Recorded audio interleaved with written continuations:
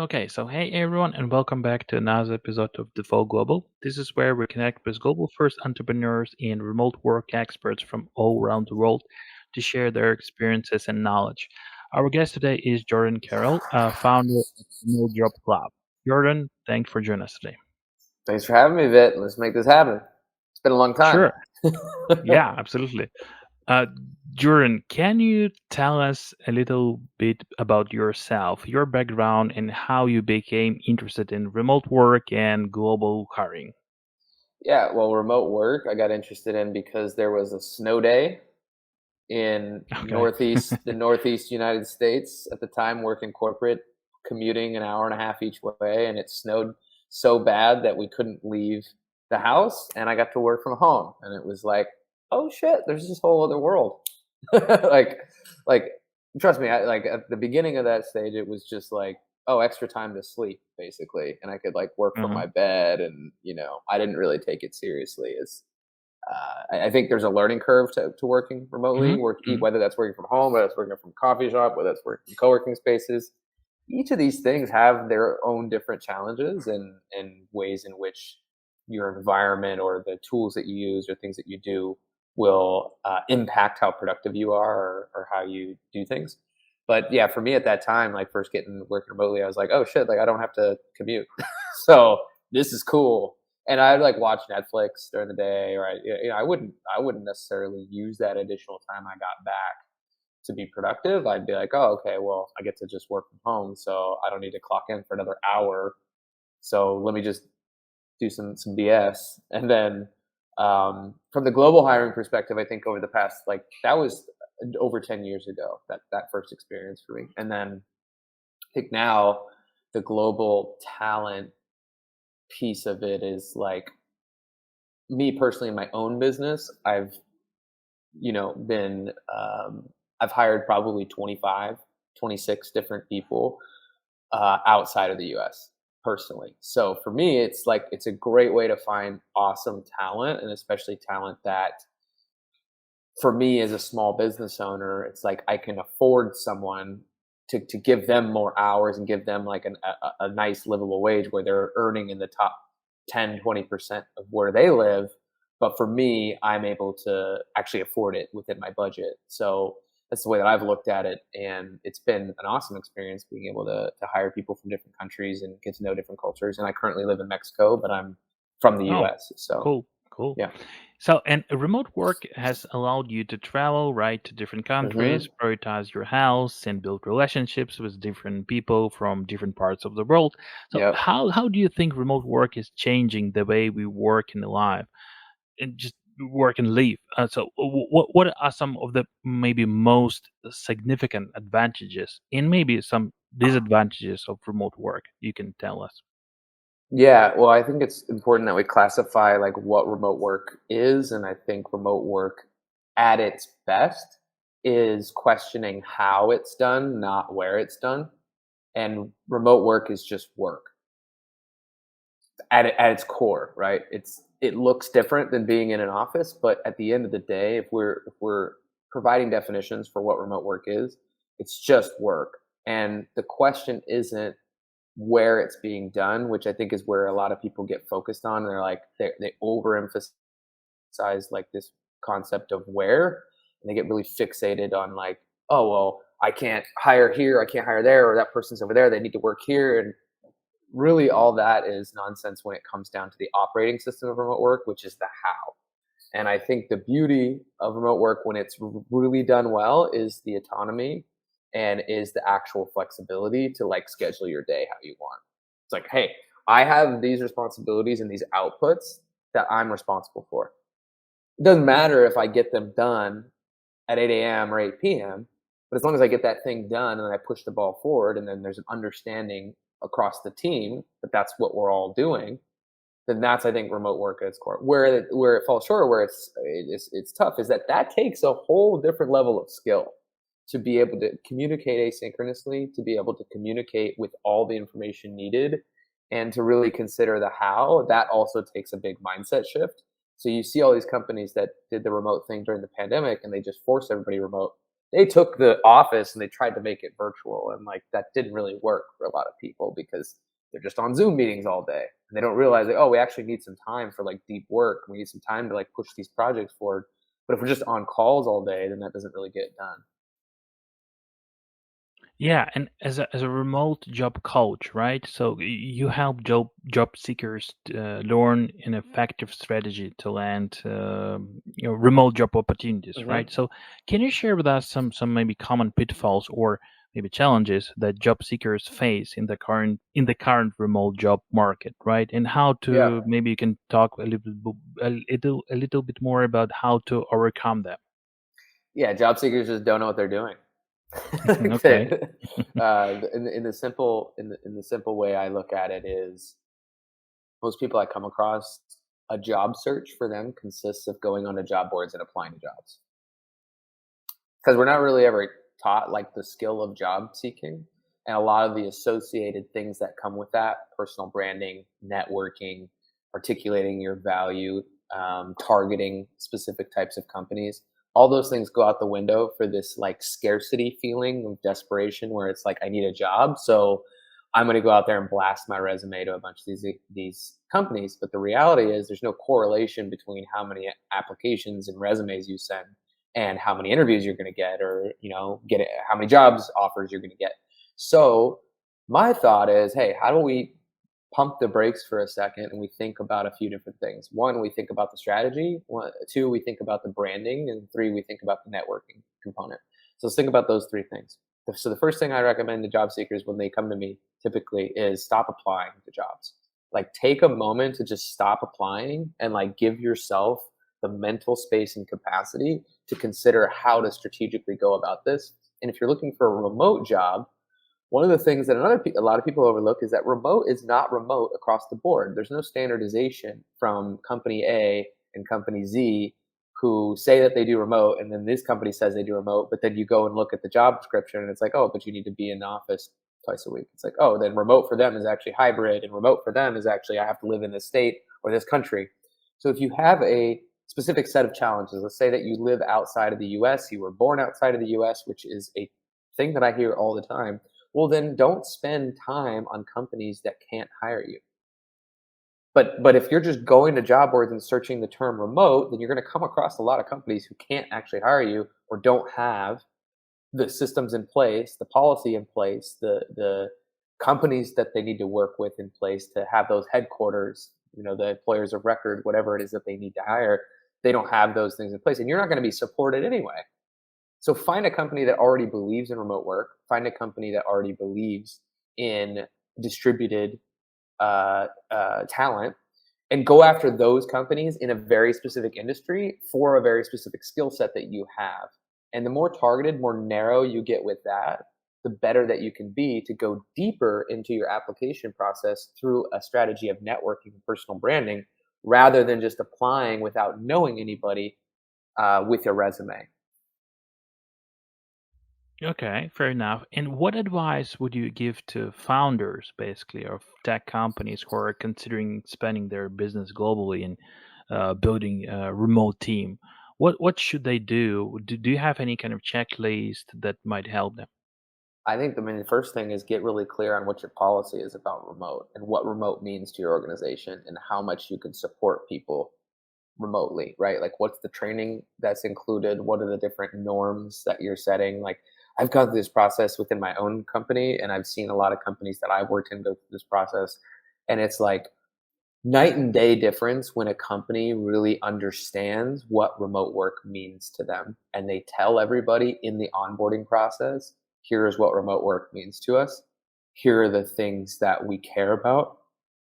And as a company, if you're unclear with what the norms are within communication in the remote environment, like, hey, like we expect that here's how we're going to discuss goals and metrics and output. Here's how it is that we're going to keep track of these things. Here's the task management system we're going to use to bring it all together. Here's the updates and reports on Slack that we expect. And like being patient, but also being able to uphold the norms that you create and like have an actual definition of that remote work and what it means.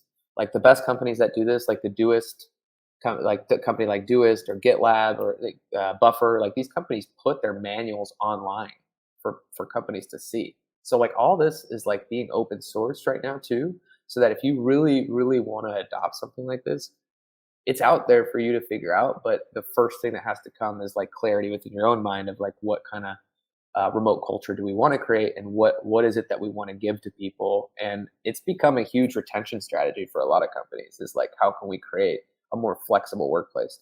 People want remote work because it gives them flexibility. They don't want remote work just so that they're tied to their computer anyway.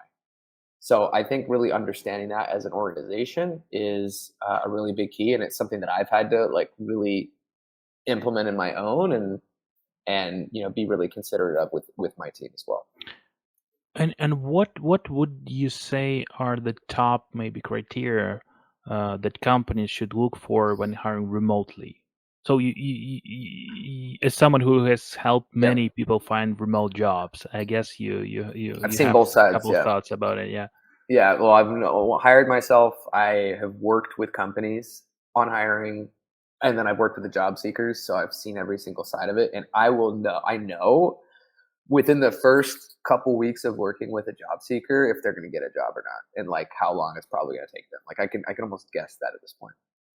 And I've interviewed a lot of remote CEOs and executives, probably in the hundreds of actually interviewing them and asking them this question. And the number one is proactivity.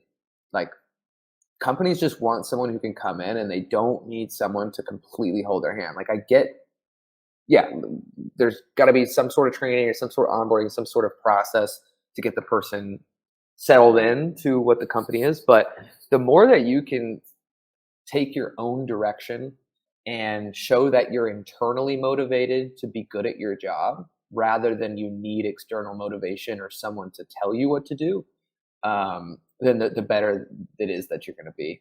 And along with that is written communication. So if you can document, and you can write really well in a way that gives people exactly what they need to push a project forward, that is always in that conversation too. So proactivity and written communication, documentation have been the two things that really stand out. In your book, you mentioned that companies that hire globally are better positioned to succeed in the long run, right? Can you explain why this is the case? Yeah, I mean, there's a cost structure to that, right? So like talent, uh, not only within not having an office, like there's huge expenses within having an office. So like wiping that completely clean from your expense sheet, and then also the ability to hire really top talent at a lower rate, and finding people that are, you know, equally as good in one country that in the US might be, astronomical to hire. And that's the reality of like economics, is that at some point it just doesn't make sense to hire in the US, and in some of these other countries, like, Canada, for instance, or in some European countries even. It's like the wages have become so big, especially for smaller businesses, that the ones that are completely distributed and are hiring everywhere, they're going to be having that big cost advantage. In addition, they're going to have like diversity of thought and diversity of lived experience and diversity of culture, which becomes a very beautiful thing across teams, right? It's like if you have people that have had so many different experiences across these teams, the brainstorming and the thought that can come with that is not homogenous, right? It can be just totally different. So I think that that's a huge advantage too. And you mentioned that you hired like almost 25 people across different countries, right? For Mhm. your specifically for your company, right? So, and which countries are the best for remote hiring from your perspective? Depends on the role. It Let's really. take tech roles like engineering roles. Yeah, I mean, I've actually seen some pretty big growth in Latin America with engineering, Hmm. um, especially in places like Mexico, Colombia, um, Chile. Like, there's been this big growth of engineers in those areas. I thought that was really interesting, also Hmm. because a lot of companies in the US that I've worked with and talked to are looking for people in that time zone too. Hmm. So like it meets the time zone requirements. And then there's also just like some great talent out there that, and people that also speak, they're bilingual usually, and or at least maybe even trilingual, and that becomes a really attractive option for Hmm.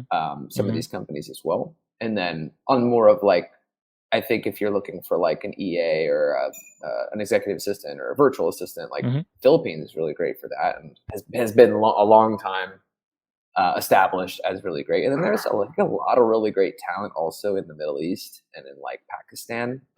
Like for what it's worth, I've found quite a few really awesome uh, folks that I've hired that are in Pakistan. And yeah, it's been kind of all over the map, and I would hate to completely generalize with anything because there's great talent, I think, Hmm. everywhere. It's just a Hmm. matter of opportunity and Yeah.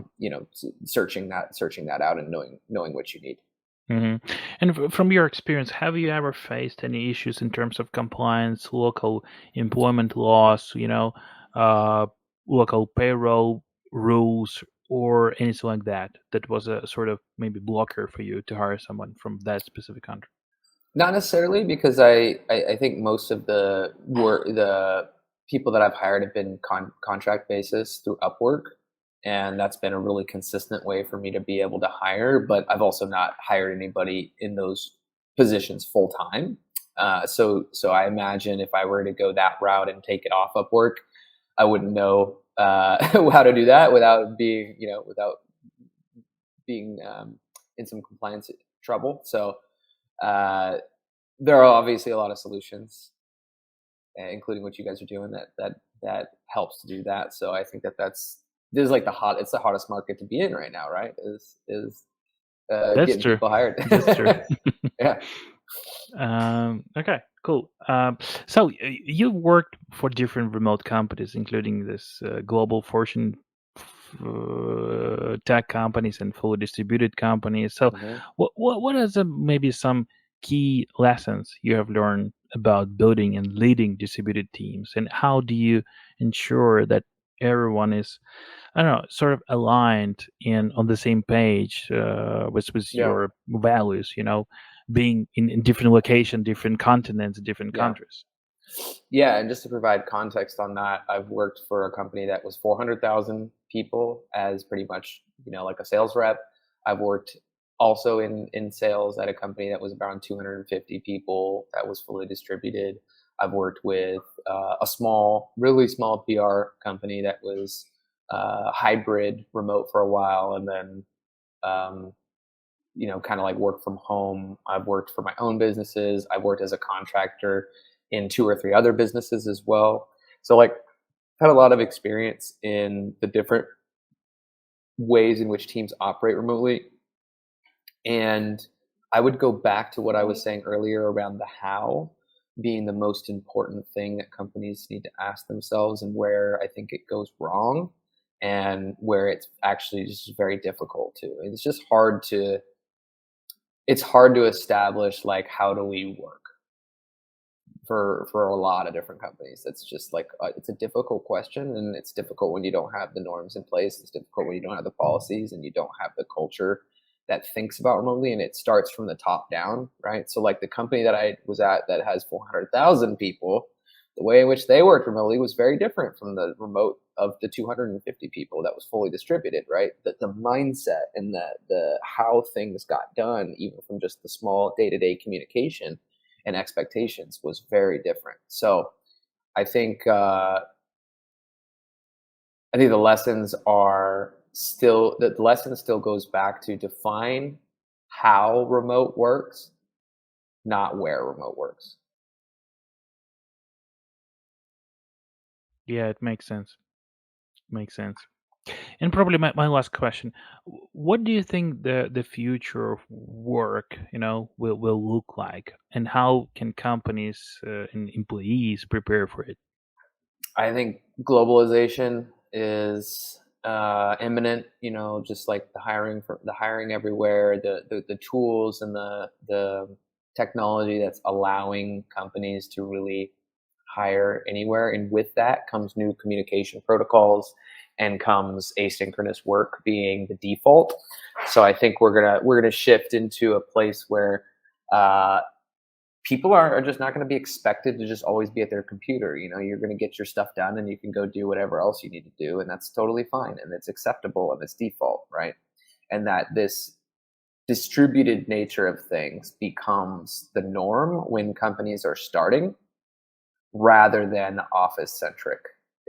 Like there's just no reason to like if you were to start a business right now that could be fully remote, I just don't see any reason why you would have an office. um, it just doesn't really make sense financially, and then also from a validation standpoint, it's like you don't need an office to start something. So I could see like having a satellite office or something if you want people to gather for certain things, but to not consider the remote environment up front, I don't think that's possible for companies anymore. I think they have to really consider what their stance is on remote, like from day one, whereas that was probably overlooked. And I also think there's going to be a lot more solopreneurs than ever. I think in the next 5, 10 years, all with all the tech stuff, like the tech bubble and the layoffs and like everything happening there with the economy, I think a lot of people are just going to take their skills and just be freelancers and just be like, hey, I'm just going to monetize this skill. I'm going to work a project basis, and I'm going to work from wherever I want to work from, and you're not going to tell me shit. Yeah, it totally makes sense. Okay, I guess we're good. So thanks a lot, Jordan, for sharing your insights on remote work and on international hiring. We wish you and Remote Job Club all the best in your journey. Thanks a lot. Thanks, Fit. Appreciate it.